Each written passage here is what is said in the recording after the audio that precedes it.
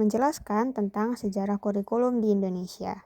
Sejarah kurikulum di Indonesia dimulai dari fondasi awal yaitu kurikulum prakemerdekaan dan era Orde Lama. Sebelum kemerdekaan, pendidikan didominasi sistem kolonial, yaitu berfokus pada kebutuhan penjajah. Setelah proklamasi, muncul upaya untuk mendirikan kurikulum nasional yang mencerminkan identitas bangsa. Tahun 1947, ada kurikulum rencana pelajaran, yaitu mulai mengajarkan pendidikan kewarganegaraan berupaya menghilangkan sisa-sisa penjajahan. Pada tahun 1952, yaitu ada kurikulum rencana pelajaran terurai. Kurikulum rencana pelajaran terurai lebih rinci dan menekankan silabus serta satuan pelajaran, yaitu mengedepankan pembentukan karakter. Selanjutnya, kurikulum Orde Baru. Era Orde Baru membawa stabilitas politik yang juga mempengaruhi arah kurikulum. Penekanan pada pembangunan nasional dan ideologi Pancasila menjadi ciri utama. Pada tahun 1968,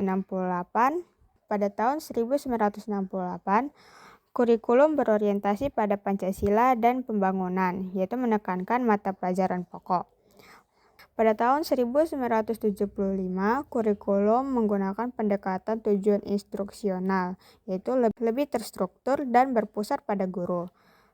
Pada 1984, kurikulum menggunakan pendekatan CBSA atau cara belajar siswa aktif yang mendorong siswa lebih aktif.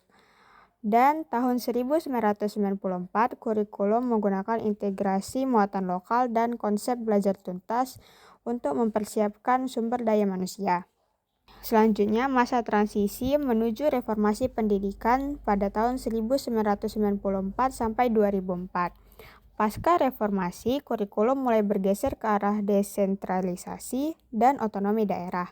Terdapat keinginan kuat untuk mereformasi sistem pendidikan agar lebih relevan dengan perkembangan zaman. Pada tahun 1994 digunakan kurikulum nasional, yaitu menekankan integrasi muatan lokal dan peningkatan relevansi. Pada tahun 2002 digunakan kurikulum berbasis kompetensi atau KBC. Kurikulum berbasis kompetensi berfokus pada standar kompetensi dan hasil belajar siswa. Pada tahun 2004 menggunakan uji coba kurikulum berbasis kompetensi. Menjelang penerapan penuh diuji coba untuk memastikan kesiapan. Selanjutnya, era reformasi yaitu kurikulum berbasis kompetensi hingga KTSP pada tahun 2004 hingga 2012. Fokus beralih dari materi ke kompetensi, memberikan otonomi lebih besar kepada sekolah dalam pengembangan kurikulum. Ini adalah periode penting menuju pendidikan yang lebih relevan dan adaptif. Pada tahun 2004 menggunakan kurikulum berbasis kompetensi. Diberlakukan secara nasional menekankan pencapaian kompetensi siswa dan bukan hanya transfer pengetahuan. Selanjutnya, pada tahun 2006 menggunakan kurikulum tingkat satuan pendidikan atau KTSP. Desentralisasi kurikulum, sekolah diberikan kebebasan merancang kurikulum sesuai kondisi lokal dan kebutuhan siswa, dengan tetap mengacu pada standar nasional. Selanjutnya, kurikulum 2013. Kurikulum 2013 adalah respon terhadap tantangan global, menekankan pendidikan karakter, keterampilan abad 21, dan integrasi mata pelajaran. Integrasi tematik, pembelajaran terpadu antar mata pelajaran untuk pemahaman holistik. Penguatan karakter, yaitu untuk menekankan pada nilai-nilai moral, etika, dan kebangsaan melalui pendidikan karakter. Kompetensi abad 21, yaitu berfokus pada keterampilan berpikir kritis, kreativitas, komunikasi, dan kolaborasi.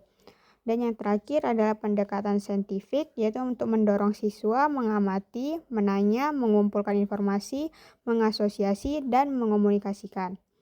Dan yang terakhir adalah kurikulum merdeka. Kurikulum merdeka adalah lompatan besar menuju pendidikan yang lebih adaptif dan personal, memberikan keleluasaan kepada satuan pendidikan dan siswa. Pilar-pilar utamanya meliputi yang pertama pembelajaran berbasis proyek, yang kedua fokus pada materi esensial, yang ketiga fleksibel untuk guru dan siswa, dan yang terakhir profil pelajar Pancasila. Perjalanan kurikulum Indonesia adalah cerminan dari dinamika sosial, politik, dan perkembangan ilmu pengetahuan. Setiap perubahan membawa harapan dan tantangan baru. Jadi, dapat kita simpulkan bahwa sejarah kurikulum di Indonesia mencerminkan dinamika perubahan sosial, politik, dan kebutuhan pendidikan dari masa ke masa, mulai dari masa penjajahan hingga era merdeka belajar saat ini. Kurikulum terus berkembang sebagai upaya menciptakan generasi yang tangguh, cerdas, dan berkarakter. Perubahan kurikulum bukanlah sekadar perubahan dokumen, tetapi cerminan dari cita-cita bangsa dalam mencerdaskan kehidupan anak negeri. Oleh karena itu, pemahaman tentang sejarah kurikulum sangat penting agar kita bisa lebih bijak dalam menyikapi perubahan dan lebih siap dalam mengimplementasikannya di lapangan.